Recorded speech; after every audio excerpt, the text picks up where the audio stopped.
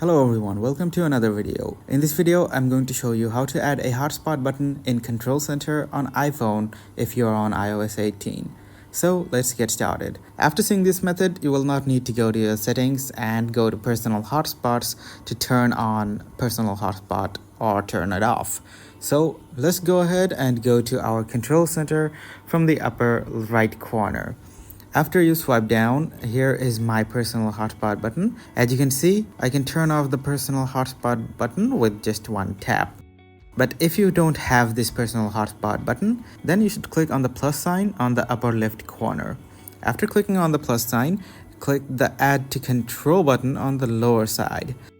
After clicking that, let's search for hotspot on the search area. So here we have the personal hotspot. Now, if you want to make your personal hotspot button bigger or smaller, you can just drag this icon and make it bigger like this. After that, you can swipe the home bar and the control will be saved. So as you can see, now if I press this personal hotspot button, then it will automatically turn on the personal hotspot and I will not need to go to settings to turn on personal hotspot. So guys, that's how you can add a hotspot button in Control Center if you're on iOS 18 in your iPhone. If you found this video helpful, please leave a thumbs up and subscribe to our channel for more helpful videos like these.